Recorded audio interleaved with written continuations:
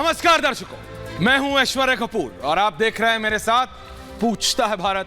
शुरुआत ऐश्वर्य के एजेंडा से। ऐश्वर्य के एजेंडा में बात मैंने आपसे पहले भी कहा था। सबसे पहले पूछता है भारत आपसे कि समाज किस ओर जा रहा है। किसी की बेटी को मारा जाता है सरेआम, भरी मार्केट में, घरों के बाहर, और कोई घर से नहीं निकलता।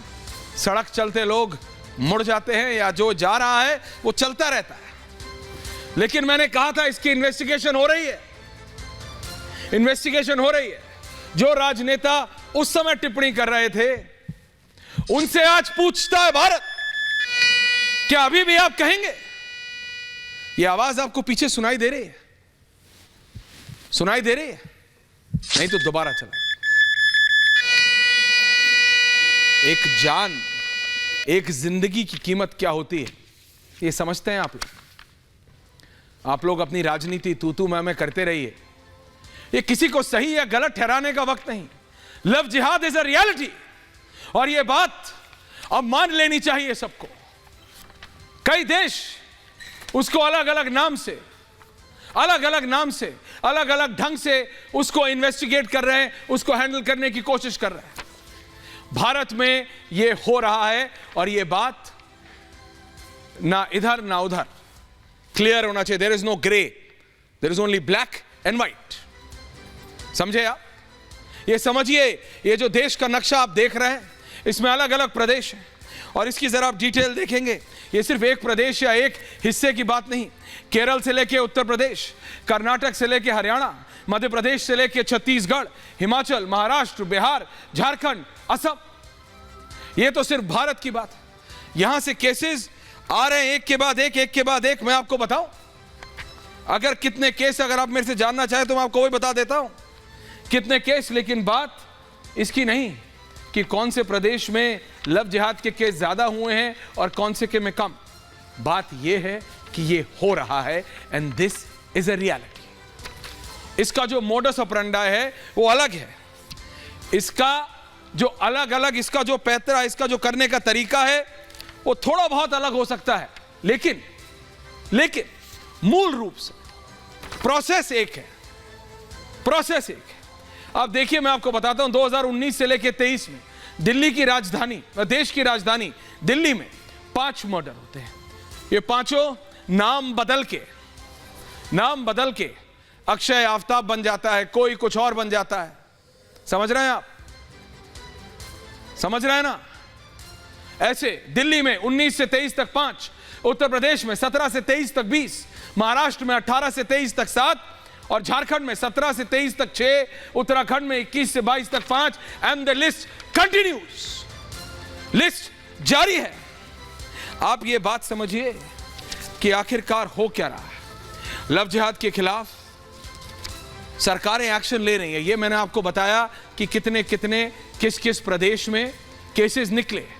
अब मैं आपको बता रहा हूं कौन कौन सी सरकार ने एक्शन लिया। देश के 4 राज्यों में लव जिहाद पर कानून बना है। 18 में उत्तराखंड में, 19 में हिमाचल में, 21 में मध्य प्रदेश में, 21 में ही गुजरात में, 2020 में उत्तर प्रदेश ने भी बना दिया था लव जिहाद पे कानून, और 21-22 में उत्तर प्रदेश में 399, एक कम 400 केस दर्ज हुए हैं एक साल के अंदर लव जिहाद को लेकर। लेकिन अभी भी कुछ लोग बोलेंगे दैट लव जिहाद डजंट एग्जिस्ट। आपके टर्मिनोलॉजी में, आपकी डिक्शनरी में इसका नाम कुछ हो सकता है, पर यह क्राइम हो रहा है। इस तरह का क्राइम हो रहा है। मैं ये सिर्फ इतना कहना चाहता हूं, आपको दोस्ती करनी है करिए, लेकिन सावधान। Precaution is better than cure, यह एक बहुत पुरानी कहावत है। प्रिकॉशन लेने में तो कोई खराबी नहीं। आप डेमोक्रेसी में हैं, आप जिससे चाहें उससे दोस्ती कर सकते हैं, लेकिन उसके बारे में जानकारी जुटाने से कोई आपको रोक रहा है क्या? आपको किसी से दोस्ती करनी है करिए, लेकिन उसके लिए अपने मां बाप को मत छोड़ दीजिए। अपने मां बाप से रिश्ते नाते तोड़ने का क्या मतलब? आपका कोई भी धर्म हो, कोई भी मजहब हो, मां बाप तो मां बाप होते हैं। मां बाप से ऊपर तो दर्जा सिर्फ गुरु को दिया जाता है। फिर आप कीजिए दोस्ती जिससे आपको करनी है, लेकिन जानकारी जुटा के कीजिए। अगर कोई झूठ बोल रहा है तो पता कीजिए, ब्लाइंड मत हो जाइए। आंखों पे पट्टी बांध के किसी के पीछे मत चल दीजिए। और जब अपने ही घर वाले समझाते हैं, अगर वो विजुअल्स आप जरा चला दें गरिमा, पुणे से आए, महाराष्ट्र के पुणे से विजुअल्स।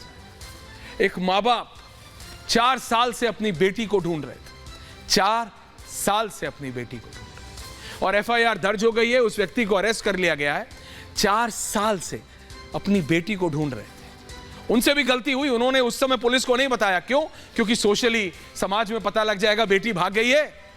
लेकिन अपने आप ढूंढते रहे, अंदर अंदर अंदर ढूंढते रहे, भाई ढूंढता रहा। और जब पता लगा और जब वो बिटिया मिली, उसकी हालत क्या थी, किस ट्रॉमा में थी, उसको प्रोस्टिट्यूशन में डाल दिया गया, उसको किस किस चीजों में डाल दिया गया।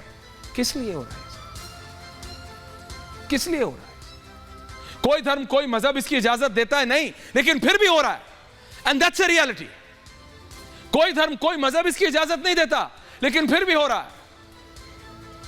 तो फिर मैं सिर्फ इतना कह रहा हूं, जानकारी जुटाइए। कोई नया व्यक्ति आपको मिलता है, आजकल टेक्नोलॉजी है, फोन पे सब कुछ है, फोन पे दुनिया है आपके। ये अलग अलग ऐप्स बन गई हैं, आप दोस्ती करते हैं, बात होती है, मिलने जाते हैं, करिए, कोई खराबी नहीं है। लेकिन पता तो करिए उसके बारे में कि जो लिख रहा है वो है भी कि नहीं, जो लिख रहा है वो है भी कि कोई और है, उसकी असलियत क्या है। क्योंकि जब तक आप पता करते हैं ना, तब तक the water has phloem under the bridge. अब पछतावे होत क्या जब चिड़िया चुग गई खेत। इसी पे है आज पूछता है भारत कि लव जिहाद इज अ रियलिटी, और अब मान लेना चाहिए इस पे। कोई धर्म कोई मजहब अलाउ नहीं करता, फिर भी हो रहा है। ये कौन लोग हैं? ये कौन लोग हैं भाई जो इसकी इजाजत दे रहे हैं? और ये कौन लोग हैं जो इसको होने दे रहे हैं? ये special report and then have a packed house.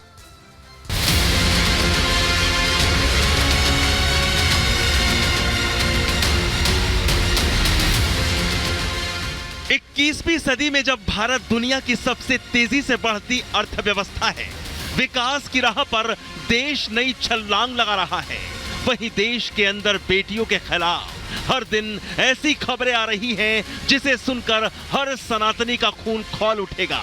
देश में एक ऐसी साजिश चल रही है जिसके बारे में पता तो हर किसी को है, लेकिन शिकारी जाल ऐसे बिछाते हैं कि शिकार को इस जाल में फंसने के बाद ही पता चलता है, और जब पता चलता है तब तक बहुत देर हो चुकी होती है।